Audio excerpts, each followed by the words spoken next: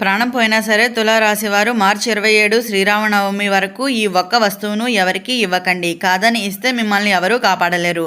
అసలు ప్రాణం పోయినా సరే తులారాశి వారు మార్చి 27 శ్రీరామనవమి వరకు ఏ ఒక్క వస్తువు ఎవరికి ఇవ్వకూడదు.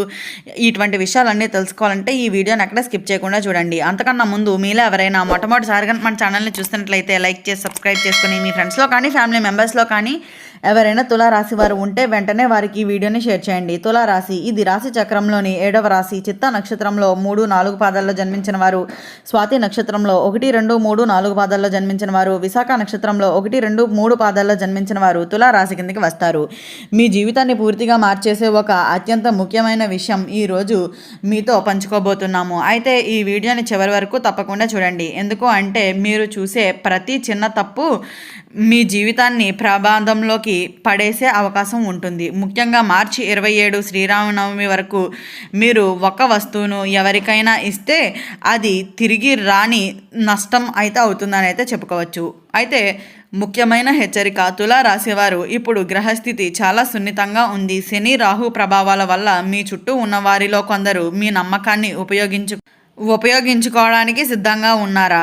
మీరు ఎంత ప్రేమతో విశ్వాసంతో ఇచ్చిన ఈ ఒక చిన్న వస్తువు మీ అదృష్టాన్ని తీసుకుపోతుంది. అది ఏ వస్తువో తెలుసా? మీకు చాలా దగ్గర ఉన్నవారు మీరు ప్రతిరోజు ఉపయోగించే మీ శక్తిని కలిగి ఉన్న వస్తువులను అయితే గుర్తుంచుకోండి. ఈ వస్తువులను ఎట్టి పరిస్థితుల్లోనూ ఎవరికి ఇవ్వకండి. ఆ వస్తువుల గురించి వివరణ. అయితే ఇప్పుడు మీరు ఆలోచించాల్సింది ఏది ఆ వస్తువు అని. అయితే ఆ వస్తువు ఇలా ఉంటుంది. మీ వ్యక్తిగత వస్తువు పర్స్, ఉంగరం, తాళి. అయితే మీ శరీరానికి సంబంధించిన చైన్, గడియారం, మీ పేరు లేదా మీ శక్తి ఉంటుంది. ఇవి ఎవరికైనా ఇచ్చినప్పుడు మీ అదృష్టం వారి చేతిలోకి వెళ్ళిపోతుందని అయితే గుర్తుంచుకోండి. ముఖ్యంగా ఒక వ్యక్తి మీ దగ్గరకు వచ్చి అడుగుతాడు, ఒకసారి ఇవ్వు అని. అడిగిన వెంటనే అలాగే అని మీరు ఇచ్చేస్తే మాత్రం చాలా ఇబ్బంది పడతారు అని అయితే చెప్పుకోవచ్చు.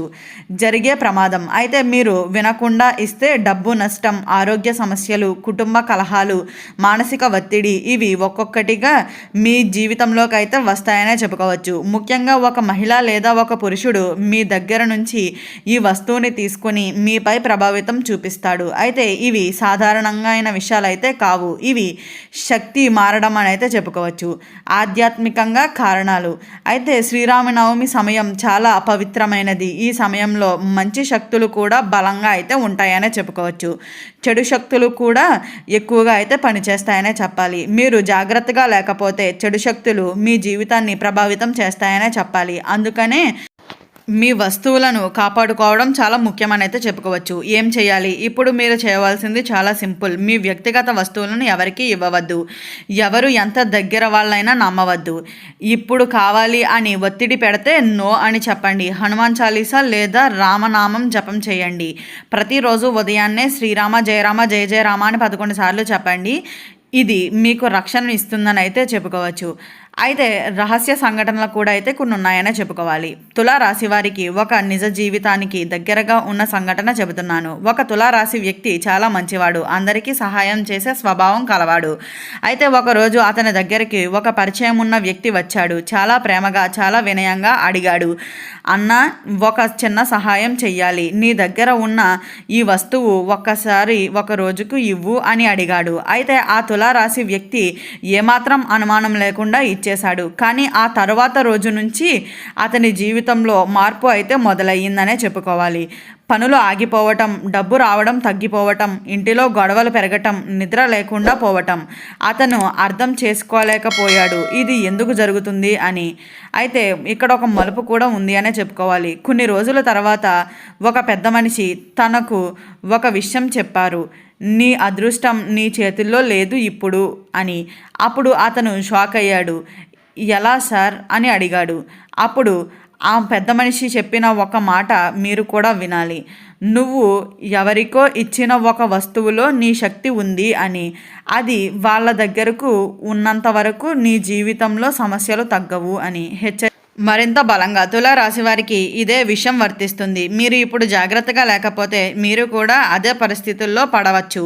తర్వాత ఎంత ప్రయత్నించినా ఉపయోగం అయితే ఉండదు. ముఖ్యంగా మీ దగ్గరకు కొత్తగా దగ్గరైన వాళ్ళు, చాలా మధురంగా మాట్లాడే వాళ్ళు, ఒక్కసారిగా సహాయం అడిగేవాళ్ళు, వాళ్ళతో ఒకరు మీ అదృష్టాన్ని తీసుకువెళ్ళే వ్యక్తి అయి అవకాశం ఉంటుంది. కాబట్టి అత్యంత జాగ్రత్తగా అయితే ముందుకు వెళ్ళడం చాలా మంచిదిగా అయితే చెప్పుకోవచ్చు. ఎవరు ఏ వస్తువు అడిగినా సరే వెంటనే మాత్రం ఇవ్వకండి. ఆలోచించిన తర్వాత మాత్రమే ఇవ్వండి.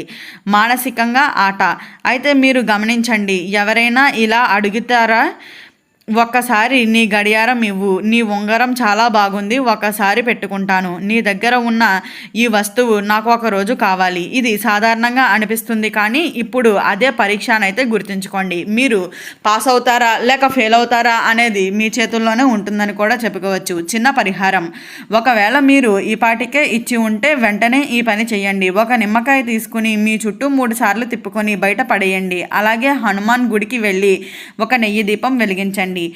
శ్రీరామ జయరామ అని 21 సార్లు జపించండి. ఇది మీకు రక్షణనైతే ఇస్తుంది అనే చెప్పుకోవచ్చు. అయితే అర్ధరాత్రి సంకేతాలు. తులారాశి వారు మీరు గమనించారా, ఇటీవల రాత్రి టైమ్స్లో అకస్మాత్తుగా నిద్ర లేచిపోవటం, ఎవరో పిలిచినట్లు అనిపించటం, ఏదో ఆలోచిస్తూ మైండ్లో తిరుగుతూ ఉండటం, ఇవి అన్నీ యాదృచ్ఛికంగా అయితే జరగడం లేదు. ఇవి అన్నీ సాధారణమైనవి కూడా కాదు అనే చెప్పుకోవాలి. ఇది ఒక సంకేతం అని అయితే చెప్పవచ్చు. మీ శక్తి మీద ఎవరో దృష్టి పెట్టారు, మీపై ప్రభావం చూపడానికి ప్రయత్నిస్తున్నారు. ముఖ్యంగా మీరు ఏదైనా వస్తువు ఎవరికైనా ఇచ్చిన తర్వాత ఈ లక్షణాలు పెరిగి ఉంటే అది మరింత ప్రమాదకరమని అయితే గుర్తుంచుకోండి. ఎవరు అంటే మీకు ఒక డౌట్ అయితే వస్తుంది, అది ఎవరు అని. అది మీకు చాలా దగ్గరలో ఉన్న వ్యక్తే, మీతో రోజు మాట్లాడేవాడే, మీ సమస్యలను తెలుసుకున్నవాడే, మీపై అనుమానం ఉన్నవాడే, బయటకు ప్రేమగా నటిస్తూ లోపల మాత్రం మీ అదృష్టాన్ని తీసుకువెళ్ళాలి అనుకుంటున్నాడు. అందుకనే ఈ ఒక్క మాట మాత్రం మీరు గుర్తుంచుకోండి. మీ దగ్గర నుండి ఏదైనా తీసుకువెళ్ళిన తర్వాత మీతో దూరంగా ఉండటం అయితే మొదలు పెడతాడు. కాబట్టి అత్యంత జాగ్రత్తగా అయితే ఉండండి. శక్తి మారడం అయితే ప్రతి మనిషి దగ్గర ఒక శక్తి ఉంటుంది. అది మన అదృష్టాన్ని, మన ఆత్మవిశ్వాసాన్ని, మన జీవితాన్ని ముందుకు తీసుకువెళ్తుంది అనే చెప్పుకోవచ్చు. మీరు ఉపయోగించే వస్తువులు ఆ శక్తిని అయితే పొంది ఉంటాయనే చెప్పుకోవాలి. అందుకనే మీ గడియారాన్ని, మీ ఉంగరాన్ని, మీ పర్సును, ఇవి సాధారణమైన వస్తువులు అయితే కావు. ఇవి మీ శక్తి కేంద్రాలు అని కూడా అయితే చెప్పుకోవచ్చు. ఇవి మీరు ఎవరికైనా ఇస్తే మీరు మీ అదృష్టాన్ని వాళ్ళకి అప్పగించినట్లయితే అవుతుందనే చెప్పుకోవచ్చు. అయితే ఒక తులారాశి అమ్మాయి చాలా అమాయకంగా అందరికీ హెల్ప్ చేసే స్వభావం. ఒక ఫ్రెండ్ వచ్చి నీ చైన్ చాలా బాగుంది, ఒక ఫంక్షన్కి వేసుకుంటాను అని అడిగింది. ఆమె ఏమాత్రం ఆలోచించకుండా ఇచ్చేసింది. కానీ ఆ రోజు నుంచి ఆమెకు పెళ్లి విషయంలో ఆగిపోయింది. ఇంటిలో టెన్షన్ పెరిగింది, ఆమెకు ఒత్తిడి పెరిగింది. కొన్ని రోజుల తర్వాత తెలిసింది ఆ చైన్ ఇచ్చిన తర్వాతే ఇవన్నీ మొదలయ్యాయి అని. ఇది యాదృచ్ఛికంగా కాదు, ఇది ఒక హెచ్చరిక అని అయితే ఆమెకు తెలిసింది.